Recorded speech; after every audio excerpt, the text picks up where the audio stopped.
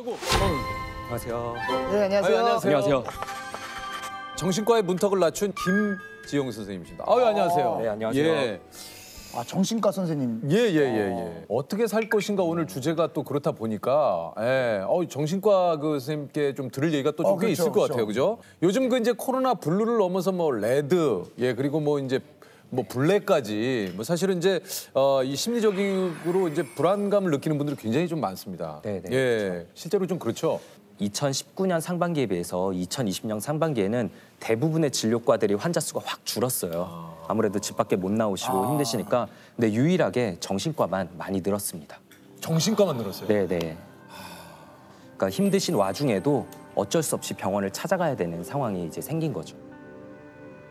코로나 블루라고 조금 뭐 매스컴에서도 많이 얘기를 하는데 이게 도대체 그 증상이 어떤 겁니까? 그러니까 코로나 블루는 이제 누구나 겪을 수 있는 거예요. 누구나 겪을 수 있는 거고 어느 정도의 우울감과 불안을 이제 평소에 느끼지 못한 것도 이제 평소에 건강하시던 분도 이제 느낄 수 있게 되는데요. 우리가 잘 밖에 안 나가게 되면은 운동량도 떨어지고 밖에 안 나가니까 햇볕도 안 쬐고 그렇죠. 보통 밖에 안 나가면 식사도 보통 더 대충 하게 되세요. 약간 그런 거 없지 않아 있어요. 예.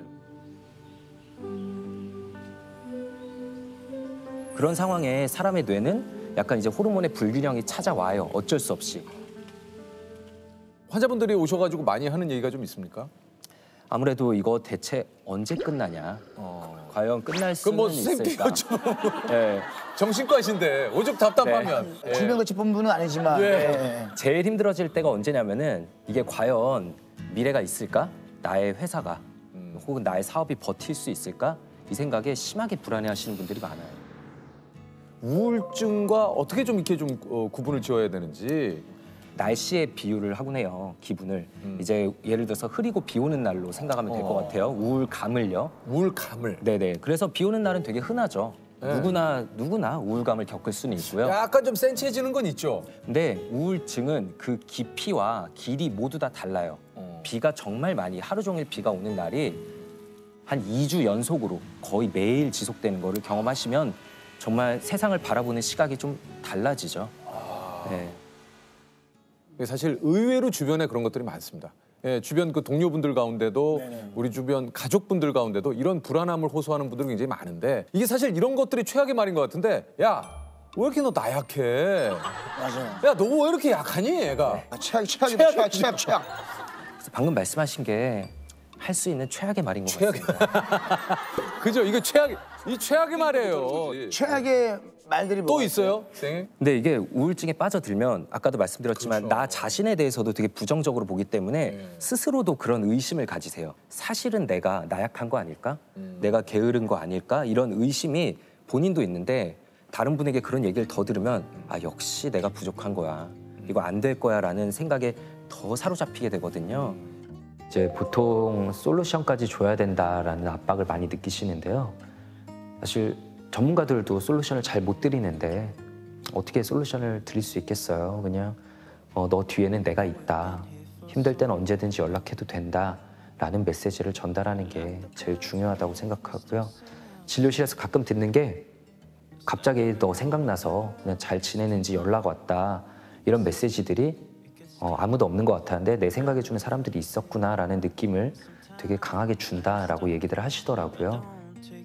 깊이는 다를 수도 있겠지만 저도 막 예전에 우울한 적도 있고 막 혼란스러울 때 병원에 한번 가볼까 이런 생각도 해봤는데 사실 용기가 안 나는 거예요. 그러니까 예전보다 지금은 좀 많이 나아졌다고 하긴 하는데 그래도 좀 환자분들께서 오셔서 그런 얘기 많이 하지 않나요? 아, 엄청 고민하다 오시죠. 네. 네, 엄청 고민하다 오시고 혹은 본인은 용기를 내서 오셨는데 이제 뒤늦게 약봉투나 이제 결제 내역 같은 걸 보고 이제 가족분들이 못 가게 막으시는 경우도 가족분들이 못 가게 막는 경우도 있어요. 네, 그런 경우도 꽤 있습니다. 약을 그냥 부모님께서 압수해 버리는 경우도 있고요. 네. 그러니까 이 정신과에서 주는 약에 대한 이런 것들이 좀 의존성이 생기고 내지는 이런 것들이 지속적으로 먹을 시에는 좀 위험하다 이런 얘기를 좀 많이 듣는데 어떻습니까?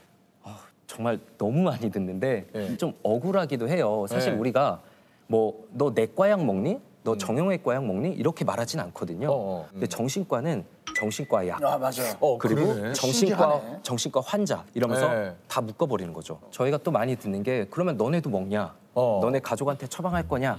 이런 말 되게 많이 하세요.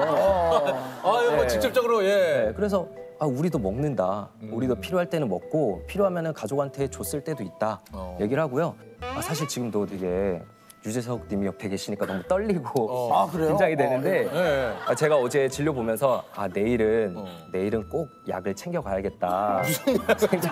뭔 약을 챙겨와요? 좀 긴장을 줄여주는 약이 있는데 청심환 같은 거요? 네 비슷한 약이 있죠. 이 뒤에서 이제 마치 알사탕 나눠 먹듯이 아, 또 이렇게 약간 좀 들어가고 긴장을 그러는데 줄일 수 있는. 네. 정신과 선생님이신데 어떤 게 가장 떨리시는 거예요 지금? 사실 그 비현실감이란 얘기를 정신과 용어로만 쓰지 제가 겪어보게 될 줄은 몰랐는데 아, 맞지? 이게 지금 진짜 현실인지 약간 좀 헷갈리네요. 그런 거 저는 어떻습니까? 덜 떨리는 것 같아요. 확실히. 현실감. 현실. 네. 아, 그 좀 처음 진료한 환자분이 좀 기억이 나십니까? 딱 정신과 전공의가 돼서 병동에 들어가면 제 환자분이 순식간에 갑자기 여러 명이 생겨요. 되게 경험 많은 척 인사를 드리는데 사실 처음인데. 사실 이제 처음이잖아요. 그렇죠. 이제 그분들이 저보다 정신과에 대한 경험이 훨씬 더 많아요. 그러니까 그렇죠. 더 선배님. 네. 이게 선배죠. 자칫 잘못하면 그분들한테 수가 읽히거든요. 네, 그렇죠, 네. 그렇죠, 맞아요. 예? 이분 초짜인데. 네. 예. 잘 모르니까 두리번거리면서 다니고 뭐 이제 물어보고 막 이러잖아요. 그래서 저는 굉장히 초짜인데 어쨌든 그분들이 또 의지할 사람은 저밖에 없어요, 사실. 1년차 전공의는 주로 조현병과 조울증 같은 좀 중증 정신질환을 가진 분들을 담당하게 되는데요. 이게 좀 그 조현병이라는 게 구체적으로 좀 뭡니까? 이제 환청과 망상 같은 것에 주로 힘들어하시는 분들이죠. 그게 조현병이구나. 네. 처음 만났을 때 이제 본 분 중에 기억나는 분이 이제 하루 종일 이제 머릿속에 본인을 욕하는 소리가 들리는 거예요. 진짜. 그냥 환청인 줄 알면 흘려들으면 되는 거 아니라는데 그 소리를 직접 겪게 되면 이게 환청이라고는 생각을 못 해요. 그럴 때 이제 사실 도움을 청할 거는 저밖에 없죠. 그렇죠. 그래서 하루에 정말 100번씩 저를 이제 막 부르세요. 100번이요. 예, 막 병동에 이제 간호사님들 계신 스테이션에 가서 이제 제 담당 전공이 불러달라. 그러면은 저는 다른 분하고도 상담하다가도 또 전화가 오고 이러면은 이제 그분의 마음을 알긴 아는데 그래도 저도 사람인데 그럼요. 이제 약간 지치기도 하고 그래서 제가 빨리 약을 잘 쓰고 좀 증상을 조절해 드려야 되는데 그게 사람 마음처럼 잘 되지도 않고 되게 답답하고 무력감을 느낄 때가 많았던 것 같아요. 그 조울은 뭐예요? 이제 흔히들 기분 변화가 좀 심한 사람을 너 조울증 있는 거 아니냐 이렇게 그렇게 얘기하는데 얘기를 좀 많이 하죠. 그게 또 대표적인 이제 오해죠. 그냥 기분 변동이 심한 정도가 아니라요. 이제 조증 상태일 때는 완전히 다른 사람이 됩니다. 잠이 줄어들어도 하루에 뭐 한두 시간만 자도 멀쩡하고 에너지가 넘치고 진짜요? 네, 그러니까 사업을 벌이고 돈도 펑펑 쓰고 네, 그런데 나중에 후회할 때가 이제 많죠. 거기서 멈추는 게 아니라 내 스스로를 내가 아주 엄청난 사람이구나. 내가 능력을 가진. 더 나가면 이제 사람이 아니라 내가 신이구나. 대단한 존재였구나라고 이제 느끼게 되는 경우들이 있고요. 야, 이 조울증도 진짜 얘기 들어보니까 참 이게 무서운 병이네요. 근데 저는 한편으로 굉장히 감정 노동이실 것 같은 게 오시는 분들이 밝은 소식으로 오는 경우보다는 거의 대부분이 저 좀 도와주세요 선생님이잖아요. 대부분이. 감정에는 이제 전염성이 있다고 해요. 맞아. 그래서 이제 저희 교과서에도 나와 있는 내용인데 뭐예요? 자살률 1위인 직업이 이제 정신과 의사라고 하거든요. 오우. 진짜예요? 네. 그리고 저도 특히나 힘든 얘기들 많이 들었다 싶은 날은 나올 때 진짜 좀 뭔가 에너지를 다 쓴 느낌이고 세상이 좀 어두워 보이기도 하고 진짜 힘든 일이 많고 안 좋은 사건들이 이렇게 많구나라는 생각도 좀 많이 들고요. 가장 힘들 때는 좀 언제입니까? 아무래도 이제 저희는 환자분을 잃었다고 표현을 하는데요. 좀 먼저 스스로 선택으로 떠나실 때가 이제 제일 힘들 때죠. 되게 정적인 진료실이지만 응급실하고 비슷하다고 생각을 해요. 정말 죽음의 경계선에 있는 분들을 자주 뵙게 되거든요. 가끔은 다른 과가 부럽다 느낄 때가 있는 게 그럴 이제 때는 언제입니까? 뭐 피 검사나 뭐 영상 검사를 하면은 그분의 정확한 그 진단이나 그분의 이제 중증도 같은 게 수치로 나오잖아요. 근데 저희는 그런 게 없어요. 이제 제가 진단 도구가 되어야 되는 거죠. 정신과 진료실은 굉장히 비밀스러운 곳이잖아요. 내가 제대로 진료를 하고 있는 건지 다른 분에게 검증받을 수도 없고 다른 분들의 진료를 제가 볼 수도 없어요. 그러니까 더더욱 무섭기도 하죠.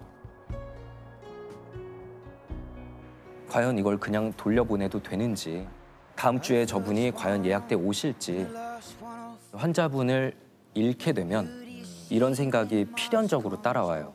내가 아니라 다른 분에게 갔다면은 금방 나을 수도 있지 않았을까?